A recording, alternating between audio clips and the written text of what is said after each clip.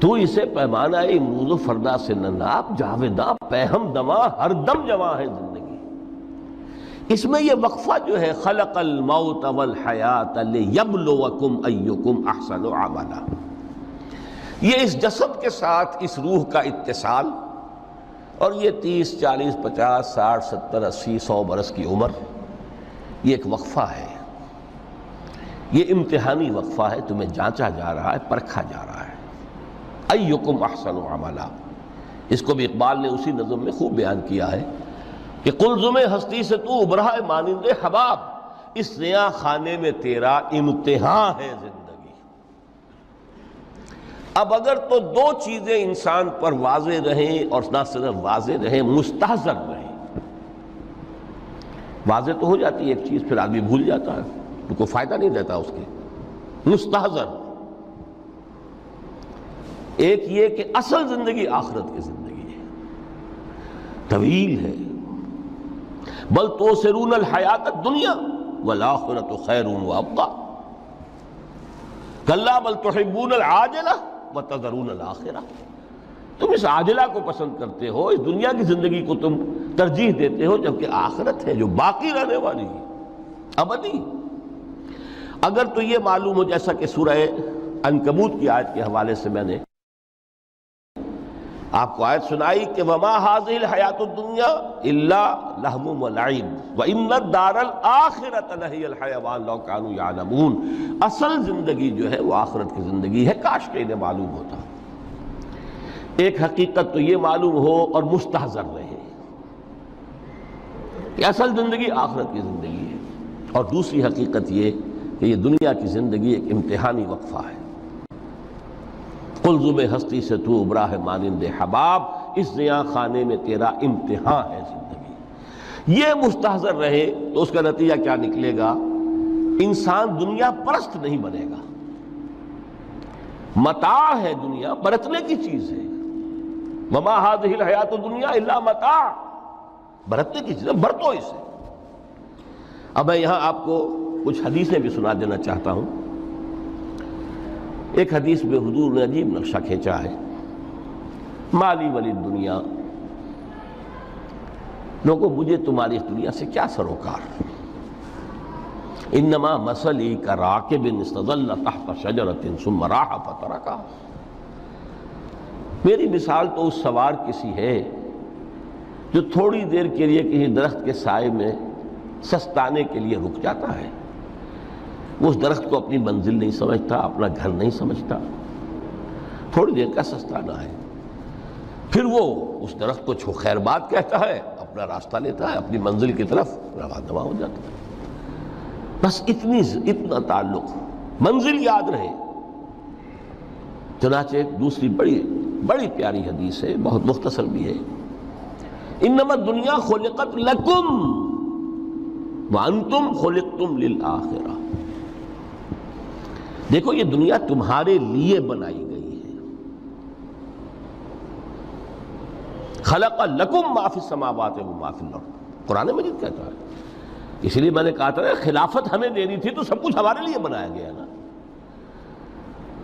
یہ محفل سجائی گئی ہے ہمارے لیے، یہ سب ہمارے لیے بنایا گیا ہے، پورے عالم کو مسخر کیا گیا ہمارے لیے۔ سخر لکم، سورج بھی چاند بھی ہر چیز تمہارے لیے مسخر کی گئی ہے۔ انما الدنیا خلقت لکم وانتم خلقتم للآخرہ، لیکن تمہاری تخلیق ہوئی ہے، تمہیں بنایا گیا ہے، تمہیں پیدا کیا آخرت کے لیے۔ یہ منزل یاد رہے، میرا ٹھکانہ وہ ہے، میرا گھر وہ ہے، میری منزل وہ ہے، یہ راہ گزر ہے، یہ سفر ہے، یہ ایک وقفہ ہے، امتحانی وقفہ ہے۔ خلق الموت والحیات لیبلوکم ایکم احسن عملا۔ لیکن اب تیسری حدیث سنیے، اور یہ ہے وہ کہ جو اس دنیا کو، جو میں نے شروع میں کہا تھا، بڑی ٹھوس حقیقت ہے، یہ اللہ کی تخلیق ہے، سنجیدہ تخلیق ہے، ہم نے کوئی کھیل کود کے لیے تو نہیں بنایا ہے۔ ربنا ما خلقت ھذا باطلا، حضور فرماتے ہیں الدنیا مزرعۃ الآخرہ، دنیا آخرت کی کھیتی ہے۔ یہاں بو گے تو وہاں کاٹو گے، یہاں بو گے نہیں تو کاٹو گے کیا خاک؟ اس اعتبار سے غور کیجئے، یہ دنیا اور حیات دنیاوی کا ایک ایک لمحہ ایک بڑی عظیم حقیقت بن کر سامنے آتا ہے۔ ہماری حیات دنیاوی کا ایک ایک لمحہ ابدی ہے پوٹینشلی، کیوں کہ اس میں جو کچھ ہم کما رہے ہیں اس کے نتائج ابدی زندگی پر پھیلے ہوئے ملیں گے۔ تو گویا کہ یہ جو ہے یہ گھڑی محشر کی ہے، طور سے محشر میں ہے، بیشتر غافل عمل کوئی اگر دفتر میں ہے، یہاں کا ایک ایک لمحہ تمہارے لیے بہت قیمتی ہے۔ یہاں بو، محنت کرو، کاشت کرو تاکہ وہاں کاٹ سکو۔ الدنیا مزرعۃ الآخرہ۔ اب دیکھیے یہ جو انداز ہے قرآن کا، وَمَا الْحَيَاةُ الدُّنْيَا إِلَّا مَتَاعُ الْغُرُورِ، جو ہماری گفتگو کا آج عنوان ہے، اس کے دو نتیجے نکلتے ہیں عملاً۔ ایک نتیجہ جو صحیح ہے، جو قرآن نکالنا چاہتا ہے، جس کی طرف اسلام رہنمائی کرتا ہے۔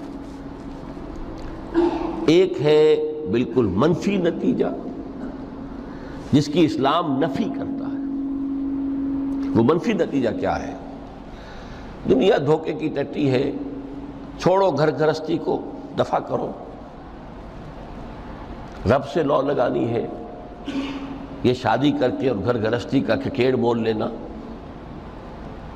کہاں ایک پیٹ کا پالنا، کہاں 10 پیٹ لگ جائے پیچھے، اسی میں آدمی جو ہے گم ہو کر رہ جاتا ہے۔ لہذا گھر گھرستی کو چھوڑو، تجدد کی زندگی گزارو۔ پھر یہ تمدن ہر جگہ شر ہے، برائی ہے، دھوکہ ہے، فریب ہے، جھوٹ ہے، دفع ہو جاؤ، جاؤ کہیں پہاڑوں کی چوٹیوں پر، کہیں غاروں میں، گپھاؤں میں، کہیں جنگلوں میں دھونی روا۔ یہ ہے اس کا ایک منطقی نتیجہ جو نکلا ہے دنیا میں، اور تقریباً تمام مذاہب عالم میں نکلا ہے۔ رہبانیت جس کی جس شد و بد کے ساتھ نفی کی ہے محمد رسول اللہ صلی اللہ علیہ وسلم، لا رہبانیت فی الاسلام، اسلام میں کوئی رہبانیت نہیں، نفی ہے، مکمل نفی، لا رہبانیت فی الاسلام۔ فرمایا کہ النکاح من سنتی، یہ میری سنت ہے، میرا طریقہ ہے، گھر گھرستی کی زندگی اختیار کرنا یہ میری سنت ہے۔ 3 صحابہ پر کچھ اسی طرح کا غلبہ ہو گیا تھا۔ صحابہ میں ہر طرح کے لوگ تھے، ان میں وہ لوگ بھی تھے کہ جو بڑے ریشنلسٹ تھے، عقل کے حوالے سے بات سمجھنے والے۔ حضرت عمر کو ہم کہہ سکتے ہیں کہ سر خیل تھے ان کی رضی اللہ تعالیٰ۔ کچھ درویش منش لوگ بھی تھے، کچھ پر یہ تقویٰ کا اور درویشی کا بہت زیادہ غلبہ ہو گیا تھا، مغلوب الحال ہم انہیں کہہ سکتے ہیں۔ حضرت عبداللہ ابن عمرو بن العاص رضی اللہ تعالیٰ عنہما، ایک عجیب سائملٹینیس کنٹراسٹ ہے باپ اور بیٹے میں۔ عمرو بن العاص بہت بڑے سیاستدان، مدبر، عرب نے چوٹی کے جو 3 سیاستدان پیدا کیے ان میں سے ایک عمرو بن العاص ہے، واریر، کانکرر، سیاستدان۔ لیکن عبداللہ ابن عمرو بن العاص بالکل درویش، روزانہ روزہ ساری رات کھڑے ہیں، نہ بیوی سے کوئی سروکار، نہ کسی سے کوئی سروکار۔ حضور کو اطلاع ملی، بلا لیا، جواب طلبی ہو گئی، یا عبداللہ اولم اخبر انک تصوم الدہر وتقوم اللیل، اے عبداللہ مجھے یہ خبر دی گئی ہے تم ساری رات کھڑے رہتے ہو، روزانہ روزہ رکھتے ہو، کیا کہتے ہیں؟ جی حضور ایسا تو ہے۔ لا تفعل، مت کرو ہرگز۔ فإن لنفسك عليك حقا وإن لزوجك عليك حقا وإن لزورك عليك حقا، دیکھو تم پر تمہارے اس جسم کا اور نفس کا بھی حق ہے، اسے آرام بھی دو، اس کی ضروریات بھی پوری کرو، اس کی دیکھ بھال بھی کرو، یہ بھی تمہارے پاس امانت ہے اللہ کی۔ پھر تم پر تمہاری بیوی کا حق ہے۔ کسی صحابی نے دیکھا تھا حضرت عبداللہ ابن عمرو بن العاص کی بیوی کو کہ وہ بالکل جیسے کہ میلی کچیلی حالت میں تھی، پوچھا ہی کیا حال بنا رکھا؟ ان کا کہ آپ کے دوست کو تو کوئی غرض ہے ہی نہیں سرے سے. ظاہر بات ہے کہ مسلمان بیوی اور کس کے لیے وہ سنگھار کرے گی جب شوہر ہی کو کوئی دلچسپی نہ ہو، اس سے غرض ہی نہ ہو. لا تفعل. رات کو سو بھی دیکھو مجھے، میں رات کو سوتا بھی ہوں، نماز پڑھتا بھی ہوں، میں روزے رکھتا بھی ہوں، ناغے بھی کرتا ہوں. دیکھو زیادہ سے زیادہ ہفتے میں دو دن روزے رکھ لیا کرو کہ حضور مجھے اور تھوڑی سی اجازت. اچھا ایک دن ناغا، ایک دن روزہ، صوم داؤد، اس سے آگے کی اجازت نہیں. اسی طرح 3 حضرات سراسراہتن آتا ہے حدیث میں، بخاری شریف کی روایت ہے، ان پر بھی کوئی ایسا ہی غلبہ ہوا رہبانیت کا اور ترک دنیا کا. انہوں نے آ کے ازواج مطہرات سے معلوم کیا آپ کتنی رات نماز پڑھتے ہیں، کتنا دو سوتے ہیں، مہینے میں کتنے آپ روزے رکھتے ہیں نفلی. انہوں نے کوئی وہاں تو کھلی کتاب تھی سیرت محمدی صلی اللہ علیہ وسلم، جو کچھ تھی حقیقت بیان کر. اب دیکھیے ایک عجیب ذہنیت، انہوں نے دیکھا کہ یہ تو کم ہے، ان کے اندازے کے اعتبار سے تو بہت کم ہے، لیکن یہ کہ اپنے آپ کو ذرا تسلی، حضور کی تو کوئی ضرورت نہیں ہے، آپ تو معصوم ہیں، آپ کے سے کوئی گناہ نہیں ہوا، کوئی خطا نہیں ہوئی، آپ کے لیے تو یہ اتنی عبادت ہمارے لیے تو کافی نہیں ہے، ہم تو گناہ گار ہیں. ایک نے عہد کیا کہ میں کبھی نہیں سوؤں گا، رات بھر کھڑا رہوں گا. دوسرے نے کہا کبھی ناغا نہیں کروں گا، ہر روز روزہ رکھوں گا. تیسرے نے کہا میں شادی بیاہ کے کھکیڑ میں پڑوں گا نہیں. حضور کو اطلاع مل گئی، طلب فرمایا، ڈانٹا آپ نے، آپ لوگوں نے یہ کہا ہے؟ جی ہاں ہم نے کہا تو ہے. واللہ، خدا کی قسم، میں تم میں سب سے بڑھ کر متقی ہوں، لیکن میں رات کو سوتا بھی ہوں اور نماز بھی پڑھتا ہوں، روزے رکھتا بھی ہوں، ناغے بھی کرتا ہوں. میری گھر گرستی کی زندگی ہے، میری بیویاں ہیں. من رغب عن سنتی فلیس منی، یہ ٹکڑا جو جوڑ دیا جاتا ہے نکاح کے خطبے میں اس حدیث کے ٹکڑے کے ساتھ، یہ 2 علیحدہ حدیث ہے بالکل. النکاح من سنتی، اور یہ ٹکڑا اس طویل حدیث کا ہے، من رغب عن سنتی فلیس منی، جو میری سنت کو پسند نہیں کرتا پھر اس کا مجھ سے کوئی تعلق نہیں. یہ تو میں نے احادیث کے حوالے سے آپ کو وہ جو منفی طرز عمل، گریز، دنیا سے تعلق منقطع کرنا، پسپائی، گریز، فرار، اور اس کا نتیجہ کیا نکلتا ہے کہ دنیا پھر شریروں کے لیے رہ گئی، کھیلیں کودیں عیش کریں. جو سلیم الفطرت نیک لوگ تھے وہ تو گئے، لہذا ان کو اب کوئی روک ٹوک کرنے والا ہی نہیں، کوئی پوچھنے تاشنے والا نہیں. ظالم جو چاہے ظلم کریں اور جس طرح چاہیں شریر جو ہے شرارتیں کریں. قرآن مجید میں سورہ حدید اس اعتبار سے نہایت عظیم صورت ہے، نہایت عظیم صورت ہے کہ وہاں یہ آیت بھی بہت ہی شاندار انداز میں آئی ہے، متاع الغرور والی، خاصی طویل آیت بن کر آئی ہے. اور جیسا کہ میں نے عرض کیا 4 جگہ تو حیات دنیاوی کو کہا گیا ہے صرف لہو و لعب یا لعب و لہو، لیکن یہاں جو ہے آیت نمبر 20، اعلموا انما الحیات الدنیا لعب و لہو و زینت و تفاخر بینکم و تکاثر فی الاموال والاولاد. 5 الفاظ کے حوالے سے اس حیات دنیاوی کے کچھ حقائق بیان کیے گئے. عام طور پر سرسری طور پر لوگ گزر گئے ہیں. محاورتاً جب بھی آتا ہے معاملہ لہو و لعب، لعب و لہو، وہ تو 4 جگہ ہے، یہاں 3 الفاظ مزید آئے ہیں. اور ترکیب کیا ہے؟ پہلے لعب ہے پھر لہو ہے. سورہ عنکبوت میں لہو و لعب یہ در حقیقت ایک طرح سے محاورے کی شکل اختیار کر گیا، تماشا اور کھیل، لیکن نہیں، یہاں ترتیب کچھ اور ہے. اس پر اگر آپ غور کریں گے تو یہ ایک عجیب سا نقشہ سامنے آتا ہے. حیات دنیاوی کے 5 ادوار، جن میں سے ہر دور میں ایک شے انتہائی اہم ہوتی ہے، توجہ کا مرکز بنی ہوتی ہے.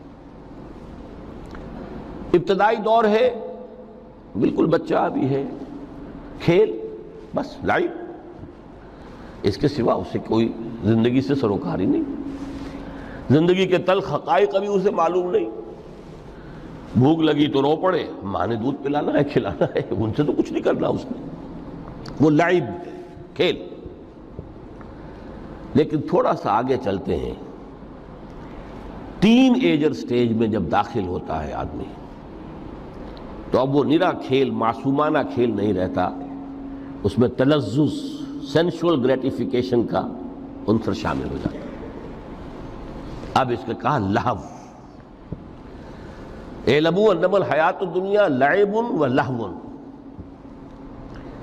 ذرا آگے بڑھیے تو انسان پر سب سے زیادہ دھن سوار ہو جاتی ہے، بناؤ سنگھار، میرا لباس فیشن کے مطابق ہو، کہیں ایسا نہ ہو مذاق اڑے۔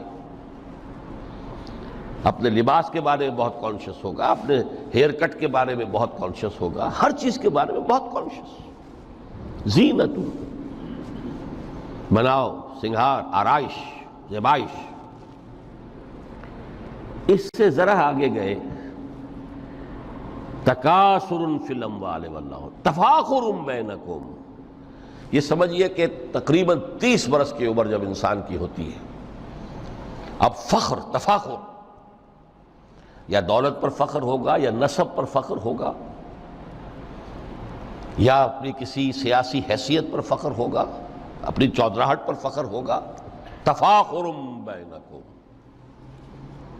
جس میں جان میں چونکہ توانائی ہوتی ہے، قوت ہوتی ہے، لیکن اس کے بعد جب عمر ڈھلی بڑا ریئلسٹک ہو جاتا ہے انسان۔ پھر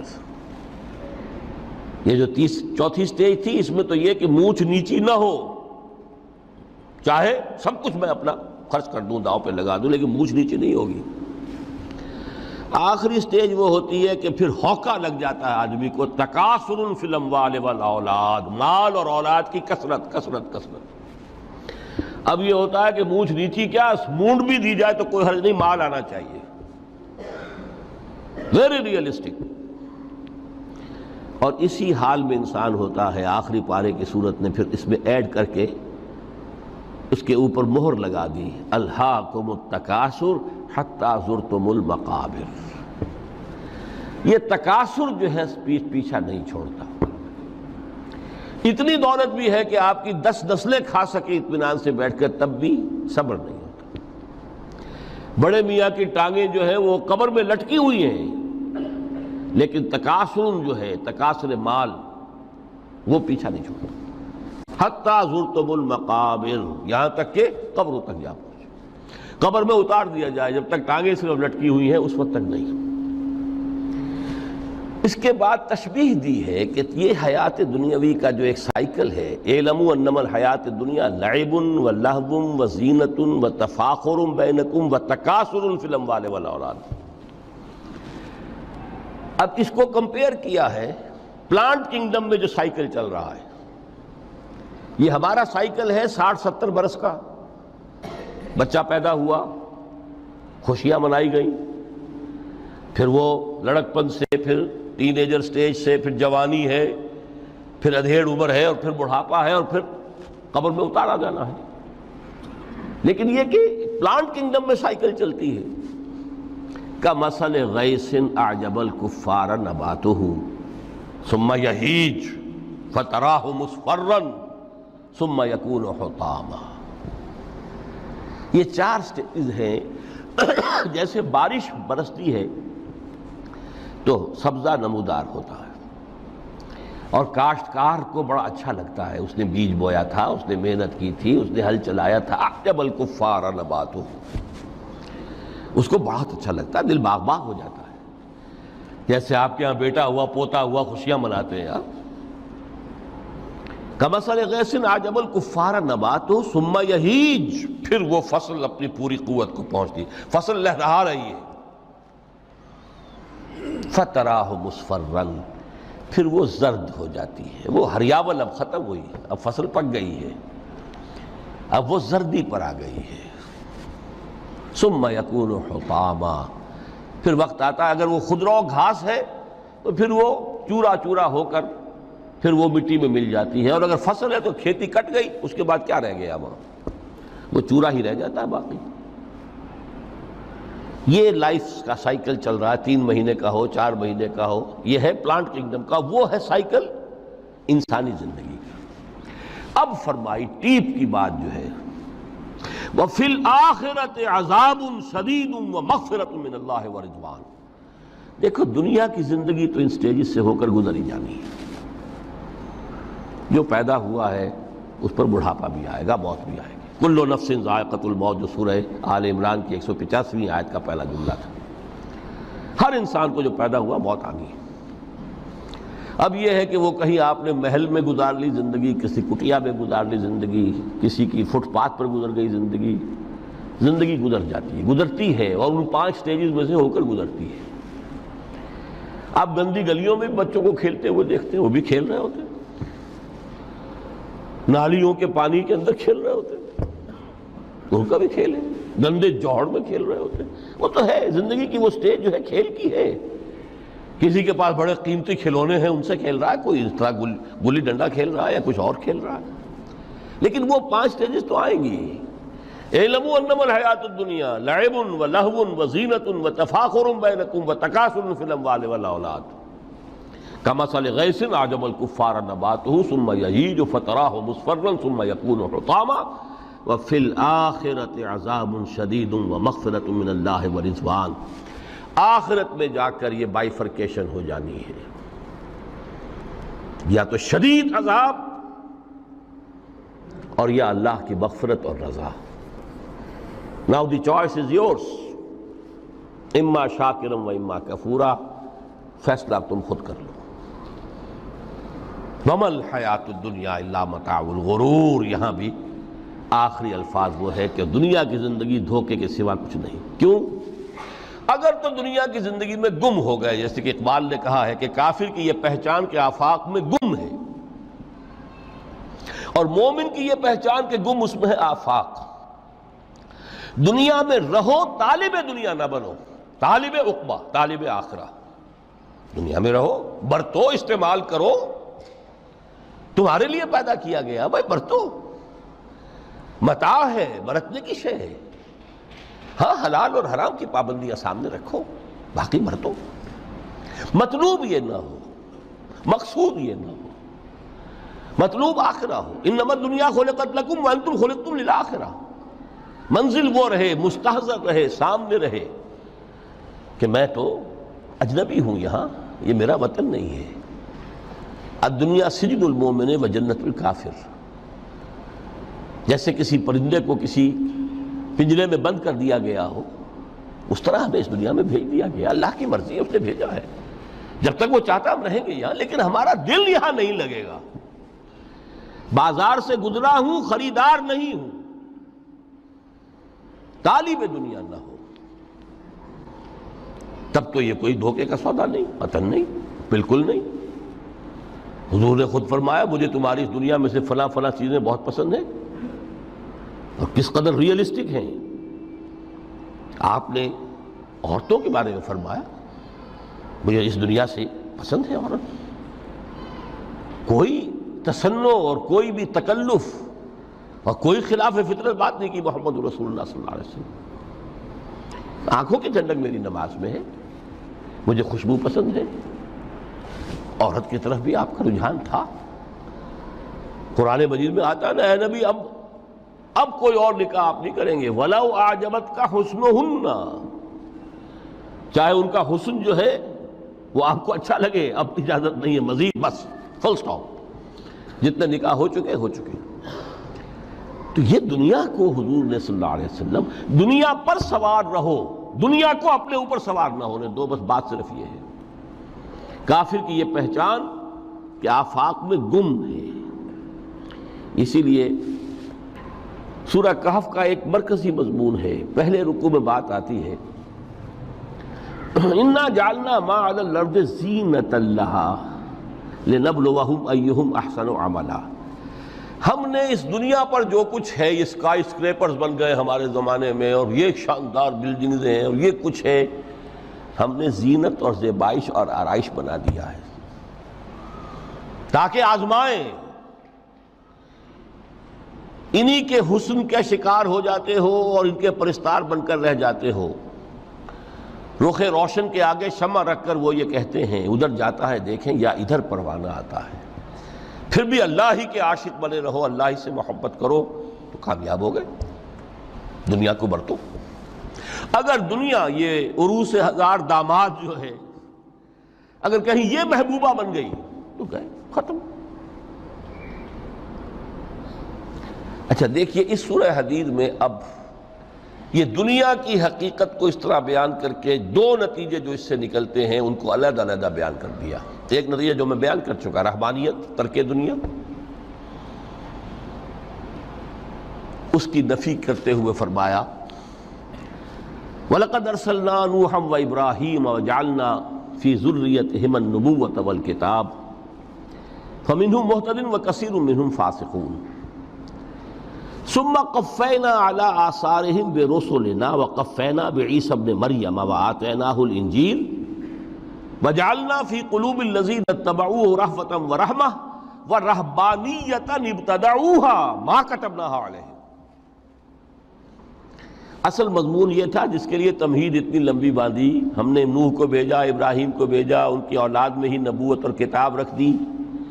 پھر ان کے نقش قدم پر ہم نے اٹھایا عیسیٰ ابن مریم کو، انہیں انجیل دی، اور جو لوگ ان پر ایمان لائے ان کے دلوں میں رحمت اور رافت کے جذبات پیدا کر دیے، انسانی ہمدردی.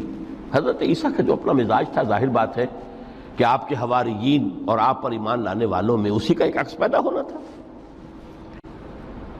لہذا وہ ایک خاص کیفیت. لیکن فرمایا ایک شے کو انہوں نے بدعت کے طور پر ایجاد کر لیا، وَرَهْبَانِيَّةً ابْتَدَعُوهَا مَا كَتَبْنَاهَا عَلَيْهِمْ.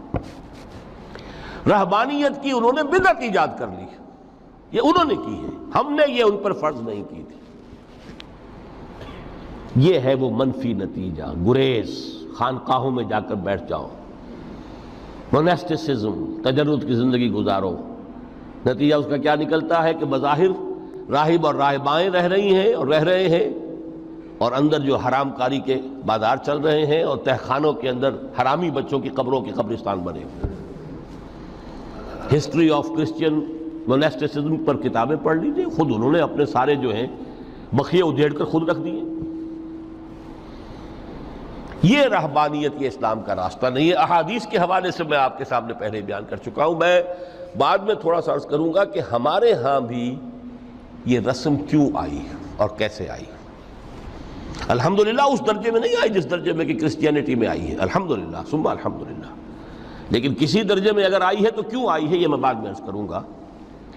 لیکن اس کا مل حیات الدنیا الا متاع الغرور کا دوسرا نتیجہ کیا ہے؟ پہلا نتیجہ تھا گریز کا، پسپائی کا، فرار کا، معاشرے سے نکل بھاگنے کا، تاکہ معاشرے میں اشرار کھل کھیلیں، جو چاہیں کریں. ایک راستہ یہ ہے، ترک دنیا کے معنی ہیں ترک لذات دنیاوی، آسائشوں کو ترک کرنا، سختیاں جھیلنا. کس لیے؟ تاکہ دنیا سے ظلم کا خاتمہ ہو، باطل کا تختہ الٹ دیا جائے، ظلم کا استیصال. ظاہر بات ہے ظالم آسانی سے ظلم نہیں چھوڑے گا. ایکسپلائٹر واضح و نصیحت سے اپنے ایکسپلائٹیشن سے باز نہیں آئے گا. شاذ ہوتے ہیں اس طبقے کے اندر بھی یقیناً کچھ سلیم الفطرت لوگ ہوتے ہیں، جیسے طبقہ اشرافیہ سے تھے حضرت ابوبکر رضی اللہ تعالیٰ عنہ، سلیم الفطرت انسان تھے. وہ کوئی غلاموں کے طبقے سے تو نہیں تھے، کوئی فقراء کے مساکین کے طبقے میں سے نہیں تھے، اونچے طبقے میں سے تھے. عشرہ مبشرہ اکثر و بیشتر اس طبقے سے تھے. لیکن بائی اینڈ لارج وہ جو طبقہ ہوتا ہے، یا تو وہ اپنے جبر اور استبداد کا تخت جو ہے جما کر بیٹھا ہوا لوگوں کی گردنوں کے اوپر، پولیٹیکل ریپریشن ہے، یا اکنامک ایکسپلائٹیشن ہے، استحصال. محنت لوگ کریں، کھائیں گے ہم، عیش ہم کریں گے. محنت کسان کریں جا کے کھیت میں، ہم لے آئیں گے اپنا حصہ اور عیش کریں گے. یا کوئی سوشل ڈسکریمنیشن ہے، یہ اونچا ہے یہ نیچا ہے، یہ تو پیدا ہی ہوا ہے شودر، یہ اس سے نکل ہی نہیں سکتا، اور یہ پیدا ہوا برہمن، یہ تو اونچا ہے. اس تینوں قسم کے ظلم، اس کا خاتمہ کرنا، اس کے لیے جد و جہد کی ضرورت ہے، جہاد کی ضرورت ہے، قتال کی ضرورت ہے. اور جہاد و قتال آپ نہیں کر سکتے جب تک کہ لذات دنیاوی سے کنارہ کشی نہ کریں، جب تک کہ اپنی بیلٹ کو ٹائٹ نہ کریں، جب تک کہ اپنی ضروریات زندگی کو کم نہ کریں۔ ضروریات زندگی کم کریں گے تو تفریغ الاوقات ہوگا، جو تبلیغی بھائیوں کی اصطلاح ہے بہت اہم، اپنے وقت کو فارغ کر سکیں گے۔ اس وقت کو فارغ کریں گے تو پھر وہ جد و جہد، وہ محنت، وہ جہاد، اس کے لیے آپ کے پاس وقت ہوگا، اس کو آپ لگا سکیں گے۔ پھر اس میں جب سخت سے سخت منزلیں آئیں گی تو اس میں میدان میں مقابلہ بھی ہوگا، جان کی بازی بھی کھیلنی پڑے گی۔ اس میں قید و بند کا وقت بھی آ سکتا ہے۔ 3 برس تک اگر محمد عربی صلی اللہ علیہ وسلم پورے خاندان بنی ہاشم کے ساتھ بدترین اسیری سمجھ لیجئے شیب بنی ہاشم میں جو رہیں، یہاں تو اسیروں کو آپ راشن تو دیتے ہیں، کھانا تو دیتے ہیں، وہاں تو اصل جو ہے وہ تو دونوں طرف سے گھاٹی کا منہ بند کر دیا گیا تھا، سیل تھی کہ کوئی شے جو ہے وہ جانے نہ پائے اندر۔ 3 برس،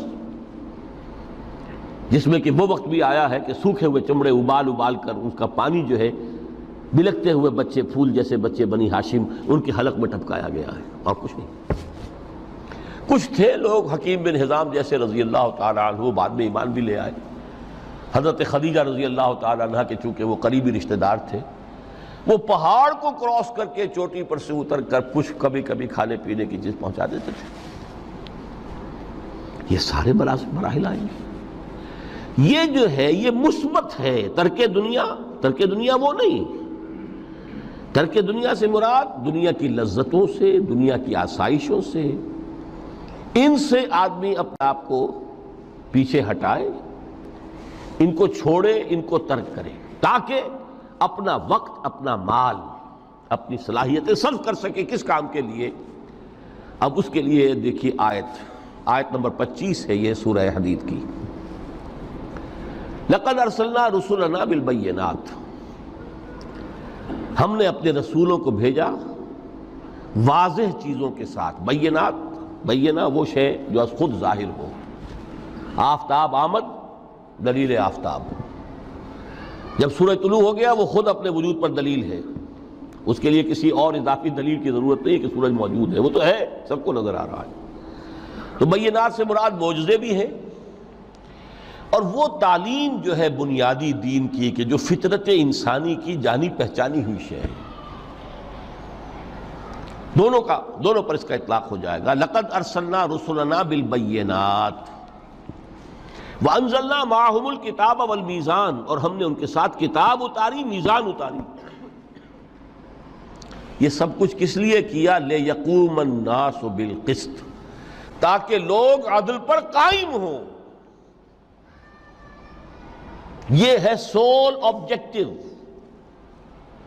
یہ نہیں بس ہماری کتاب پڑھ لیا کرے، ختم قرآن ہو گیا، اللہ اللہ دعا مانگ لی، چھٹی۔ قائم کرو اس کو، وہ میزان عدل نصب کرو، ہر ایک کو وہی تل کر ملے جو اس کا حق ہے، اور ہر ایک سے وہ لیا جائے کہ جو اس کے ذمہ واجب ہے۔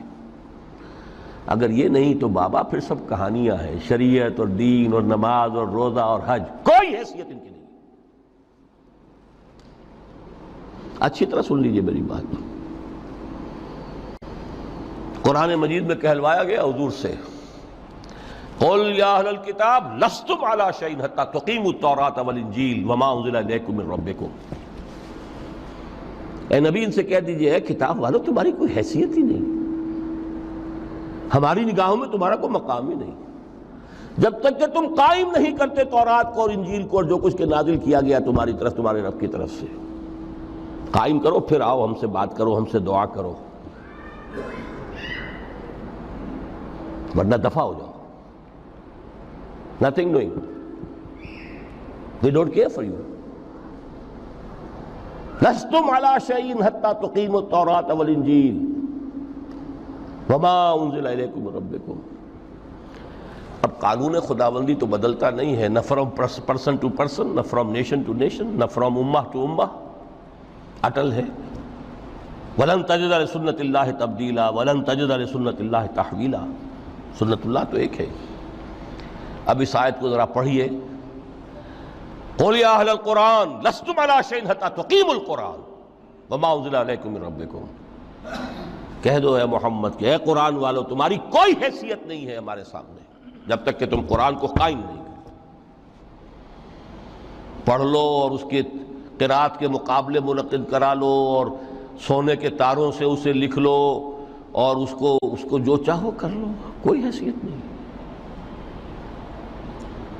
قائم کرو اس قرآن کو، اس کے نظام کو، اس کے قانون کو، جو حضرت ابوبکر نے فرمایا تھا پہلا خطبہ جو دیا ہے آپ نے بیعت خلافت کے بعد، تم میں ہر قوی میرے نزدیک ضعیف ہوگا جب تک کہ اس سے حق وصول نہ کر لوں، اور ہر ضعیف قوی ہوگا جب تک کہ اسے اس کا حق دلا نہ دوں۔ سورہ شورى میں حضور سے کہلوایا گیا قل وَأُمِرْتُ لِأَعْدِلَ بَيْنَكُمْ، مجھے یہ حکم ہوا ہے کہ میں تمہارے مابین عدل قائم کروں۔ میں واعظ بن کر نہیں آیا، میں بدھ مت کے بھکشو بنانے کے لیے نہیں آیا تمہیں۔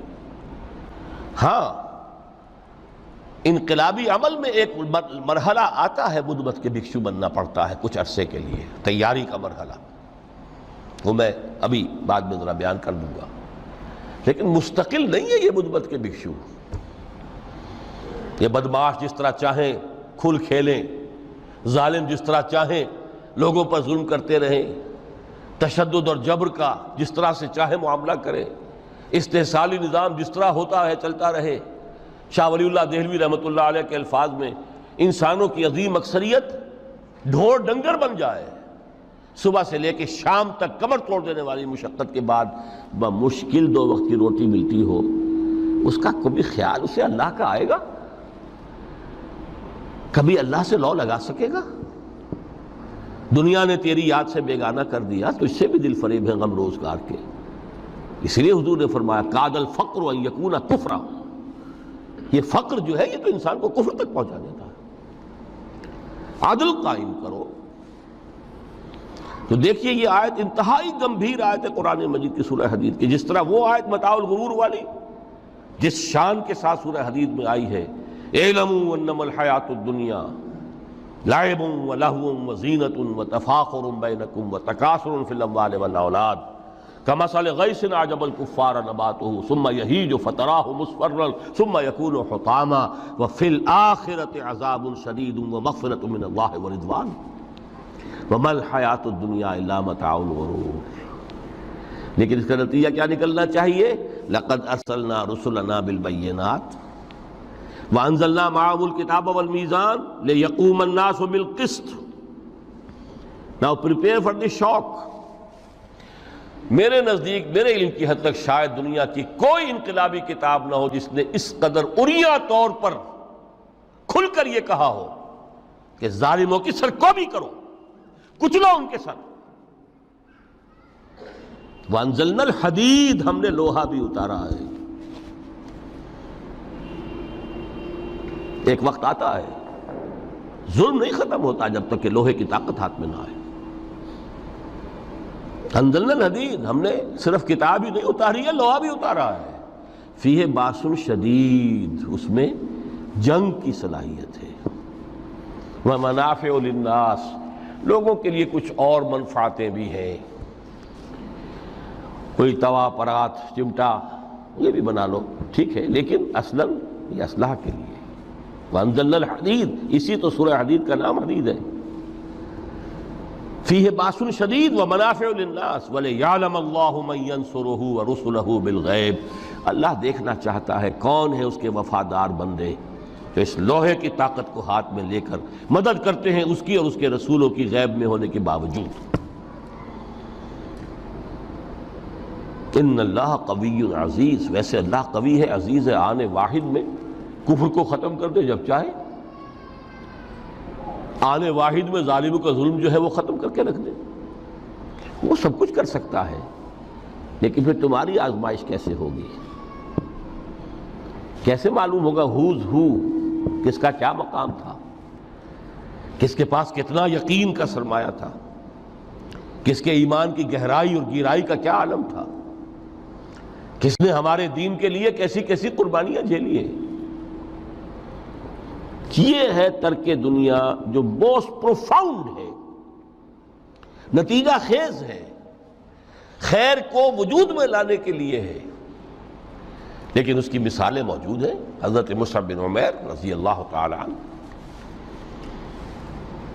ایام جاہلیت میں کہا جاتا ہے ان کا جوڑا جو ہے شام سے تیار ہو کر آتا تھا، جیسے کبھی مشہور ہے کہ پنڈت نہرو کا بھی کپڑے سل کر آتے تھے پیرس سے۔ موتی لال نہرو کا بیٹا، اور موتی لال نہرو وہ تھا کہ وائس رائے کی پہلی کار آئی ہے ہندوستان میں تو دوسری کار موتی لال کی آئی، اس کا بیٹا، اس کے کپڑے پیرس سے سل کر آتے تھے۔ مصعب بن عمیر کے کپڑے شام سے تیار ہو کر آتے تھے، اور وہ ہمیشہ عطر میں بسے ہوئے ہوتے تھے۔ یہاں سے گزر گئے، معلوم ہوا کہ پوری گلی جو ہے وہ مہک اٹھی، معلوم ہو جائے کہ مصعب گزرا ہے یہاں سے۔ ایمان لائے محمد رسول اللہ پر صلی اللہ علیہ وسلم۔ باپ فوت ہو چکا تھا، اس کی چھوڑی ہوئی دولت تھی، ماں تھی، لیکن وہ خاندان کا نظام، چچا تھا سربراہ، وہ بدترین کافر۔ اس نے پہلے سمجھایا ہوگا 100 طریقے آزما کے، پھر آخری بار اس نے آزمایا کہ جس دولت کے اوپر تم عیش کر رہے ہو یہ تمہارے مشرک باپ کی دولت ہے، نکل جاؤ گھر سے۔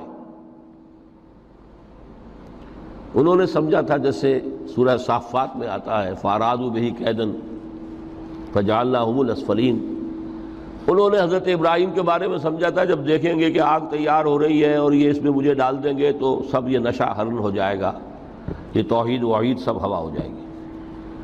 لیکن ہوا کیا؟